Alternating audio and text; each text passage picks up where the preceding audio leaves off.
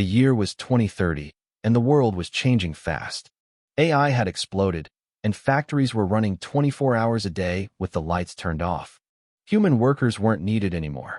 Global unemployment was skyrocketing, schools were closing down, and everyone my age was flocking to the entertainment industry just to survive.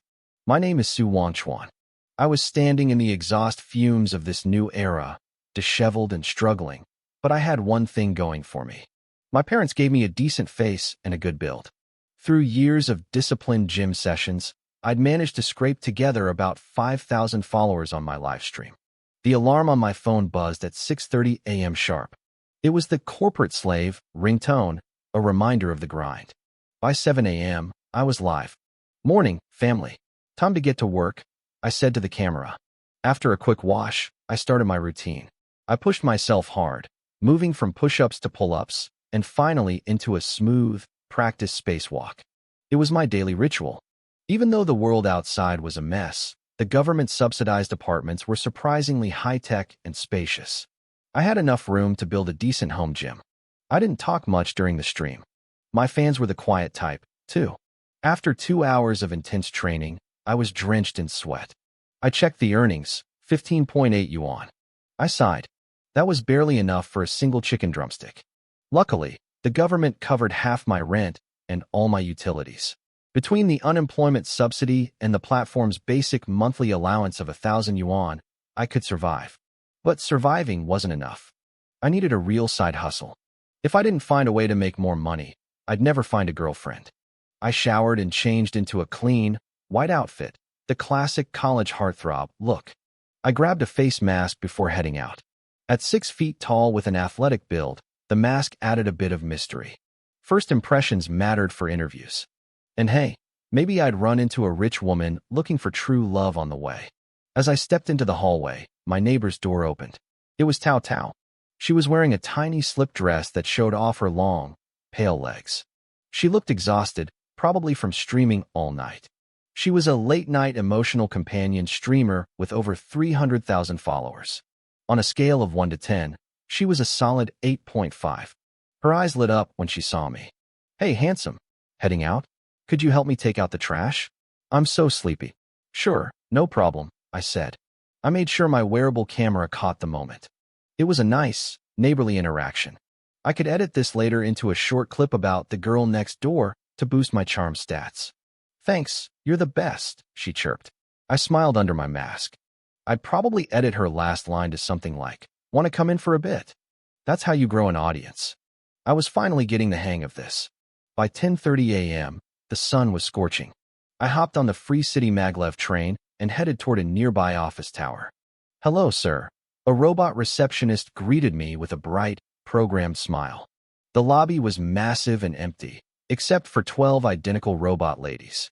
I have an appointment, I said. I'm here to interview with Warring States Game Studio. Welcome, Mr. Su. Please follow me to the 75th floor. I followed her, impressed. The gaming industry was getting serious.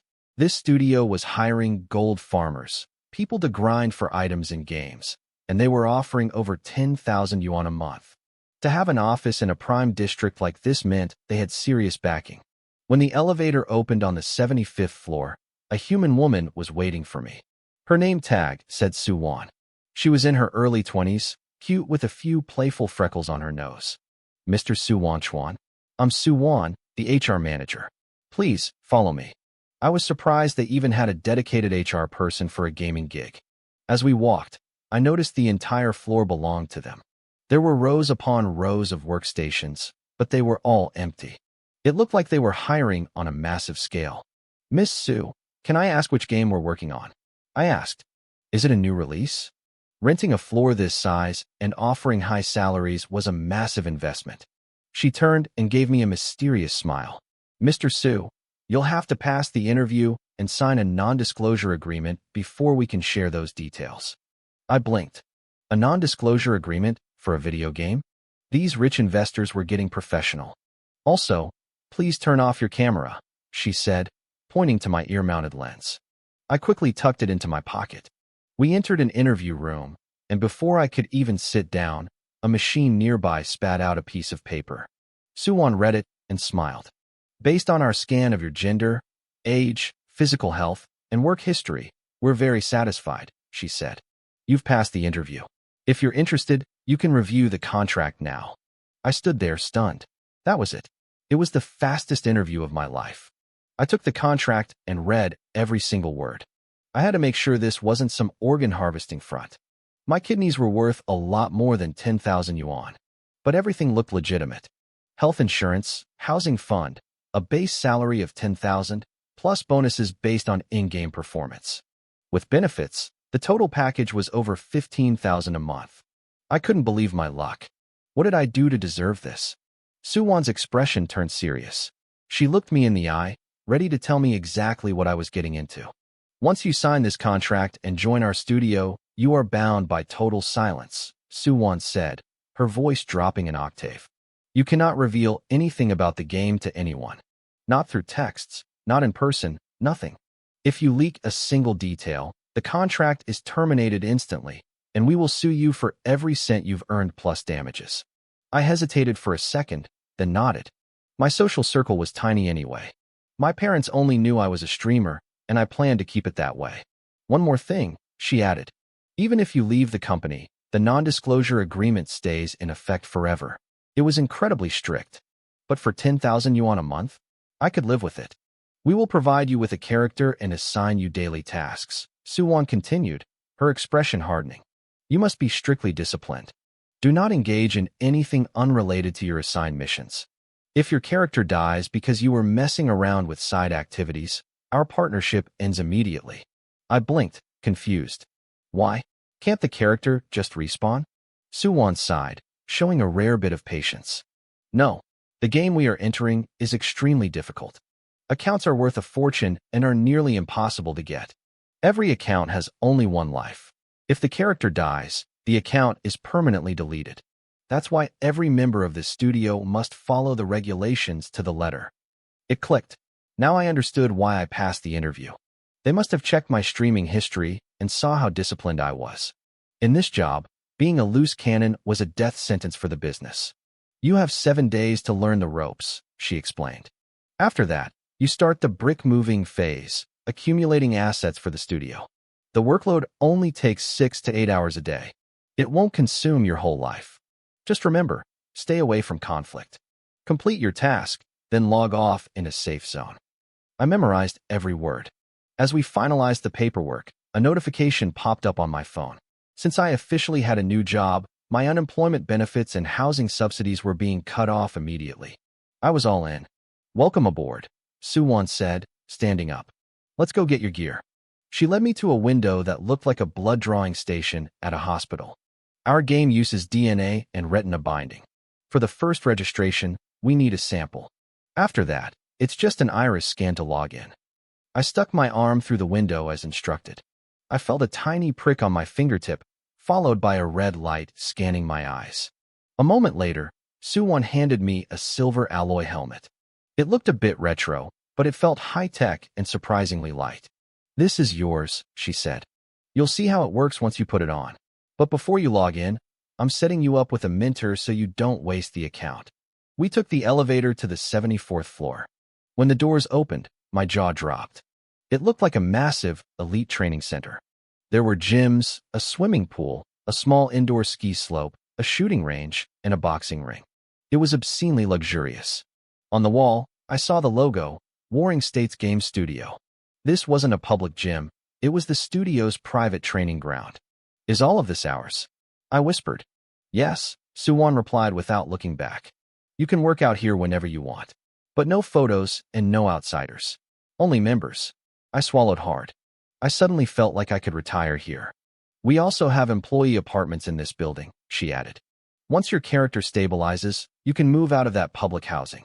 We have a free cafeteria, too. My mind started racing. Sue, this place is amazing. Are you guys still hiring? I could recommend some classmates. Forget it, she snapped, her tone turning cold. Remember the secrecy rules. We have our own selection process. Just focus on your own work. She wasn't being very cute anymore, but I didn't care. With a salary like this, plus a free apartment and food, I could handle a little coldness. She led me to a middle-aged man who was training shirtless. He was in his early 40s, lean and muscular, throwing punches that made heavy, thudding sounds against the bag. Coach Yu, Suwon said respectfully. This is a new hire. Take him under your wing. The man stopped and turned around. His eyes were sharp, like a predator's. Suwon told me he would be my direct superior, guiding me through the game and issuing my tasks. Hello, Coach Yu, I said, trying to stand tall. He looked me over, his gaze lingering on my hands. He frowned slightly. Strong arms. Good frame. You've trained before. Standing in front of him, I felt a massive wave of pressure. It was like being stared down by a wild beast. I nodded instinctively. His stats are better than the last few. Coach Yu told Suwon. I'll take him. Good. Good luck, Yuan. Suwon chirped, suddenly switching back to her friendly, girl-next-door persona before walking away. You've got the physical tools for this job, Coach Yu said, signaling me to follow him. If you perform well and hit your targets, your salary and bonuses will top 20,000 a month. We have 5 departments here. The top tier, the V funds, can make 70 or 80,000 in a single day. My heart skipped a beat. But, he warned, that's only if you're obedient. Too many people get greedy and take risks to grab resources for themselves. They all get fired. This studio isn't about being a hero. We are building a precision-tuned war machine. Every man had to shine in his own position. Coach Yu explained that once the timing was right, I could be promoted to another department. When that happened, my status and salary would skyrocket. I didn't really process everything he was saying. To me, it sounded like he was just painting a pretty picture to keep me motivated.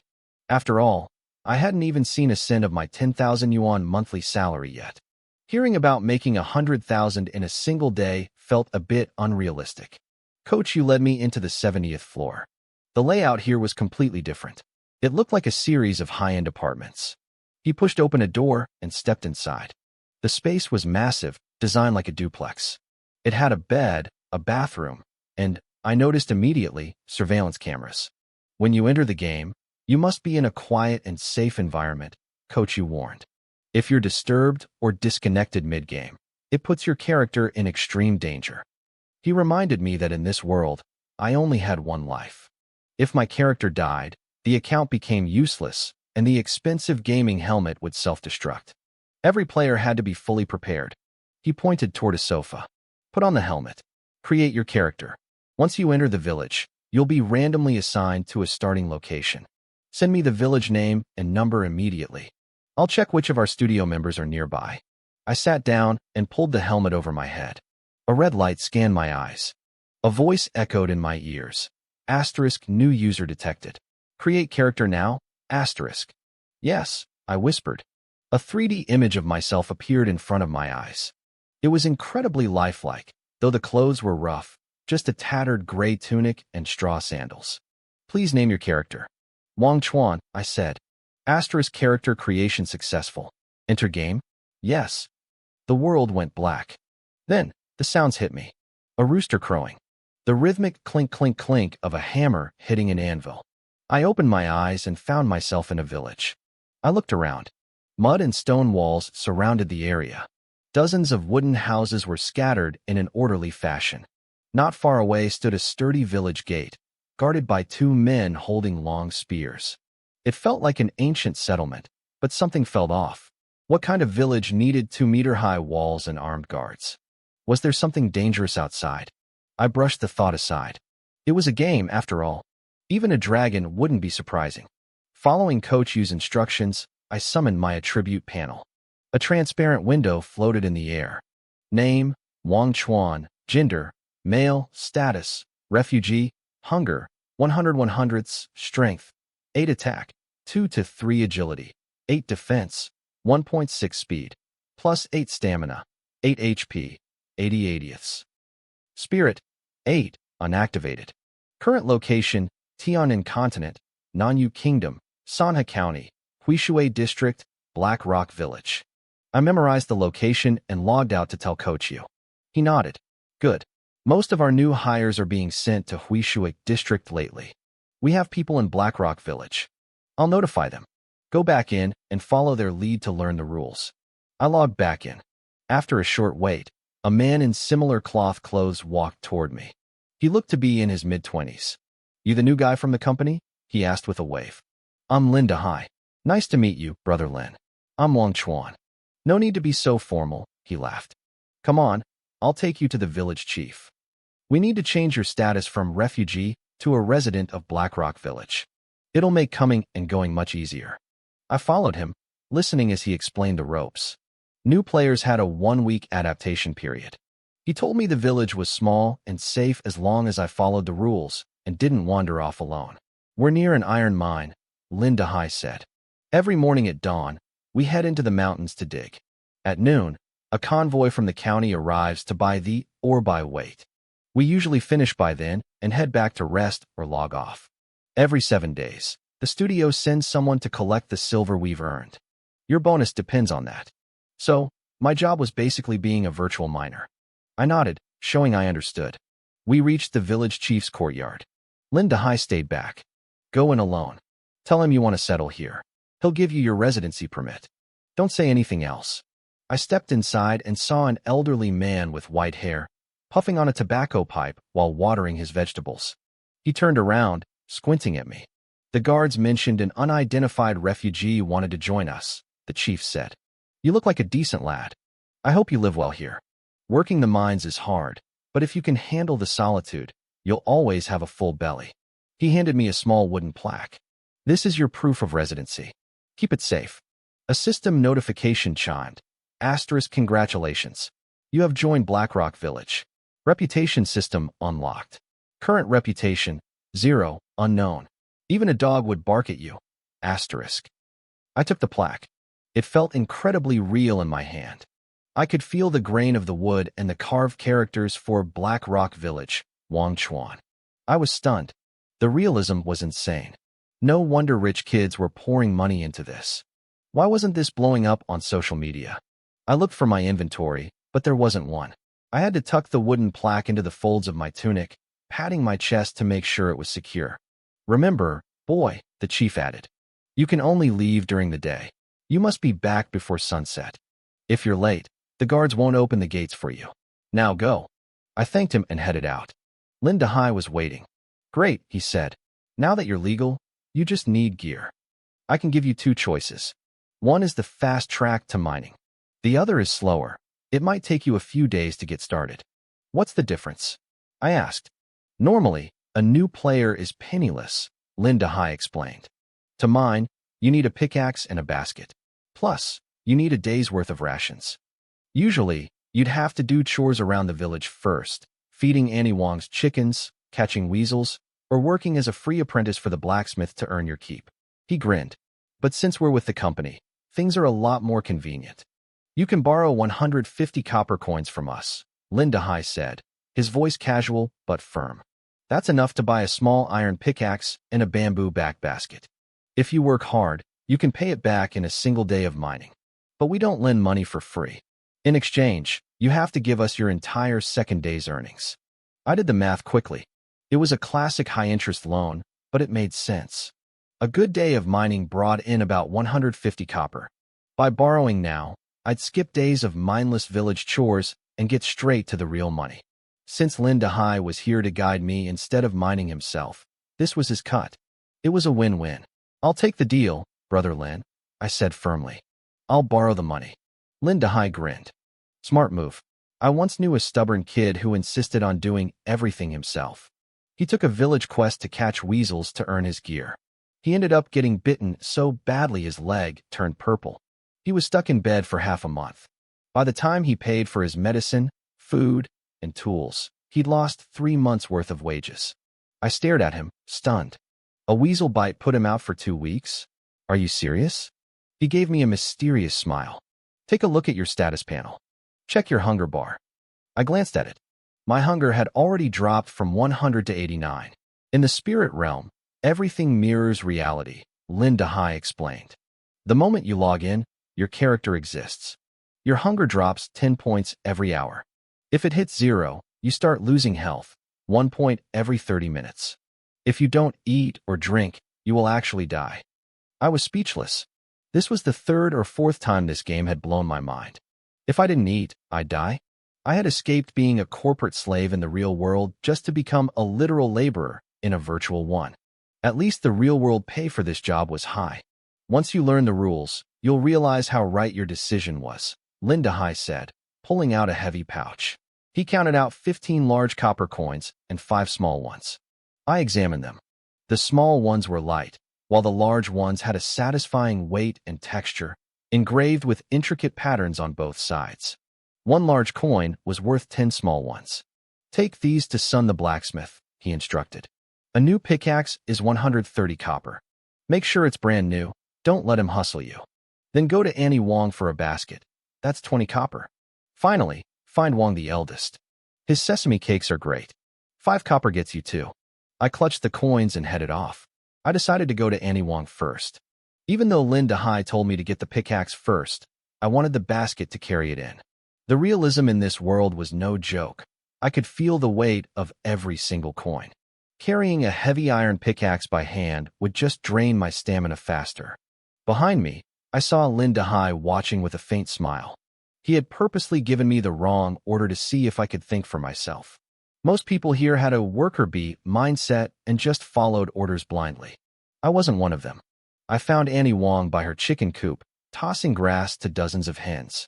Their movements were so fluid and lifelike, it was eerie.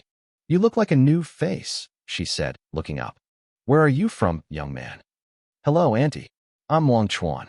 I just joined the village," I said, showing her my wooden ID plaque. "A newcomer. Wang Chuan.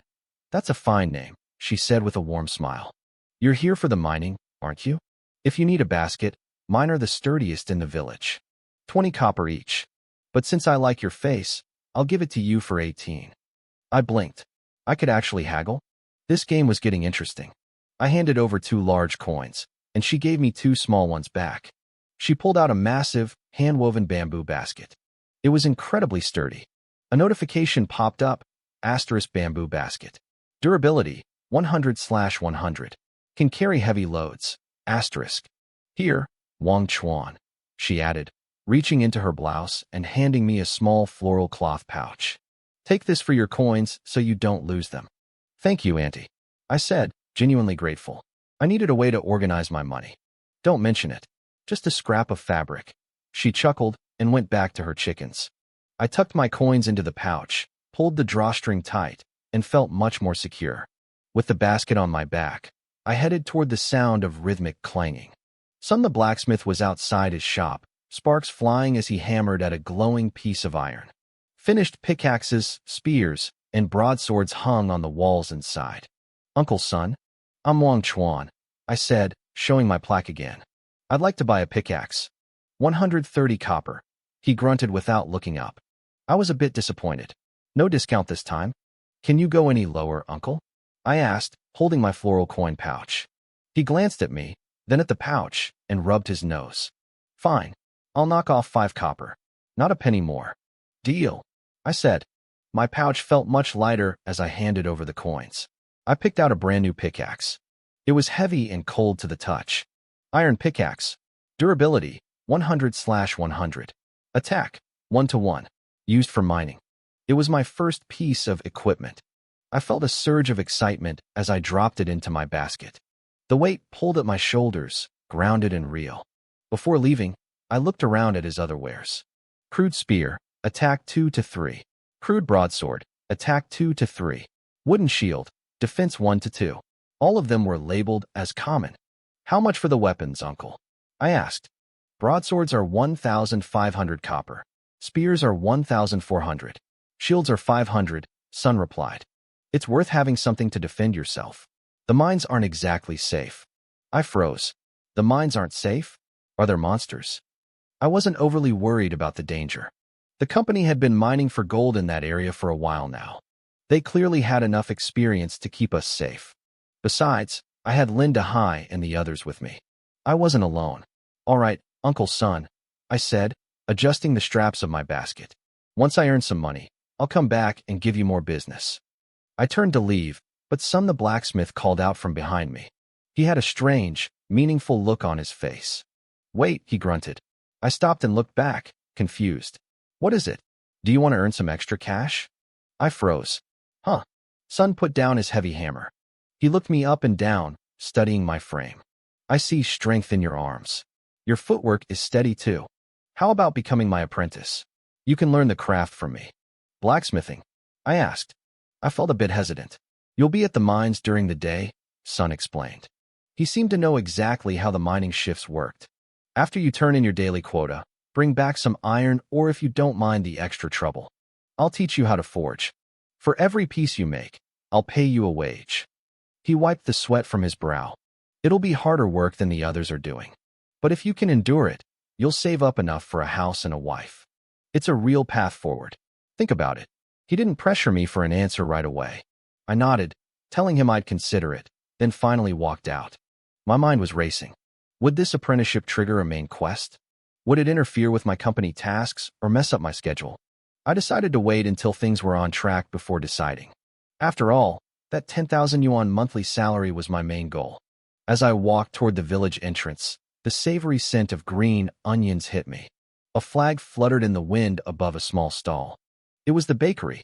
The baker, Wang Dalong, was a short man in his 30s wearing a stained apron.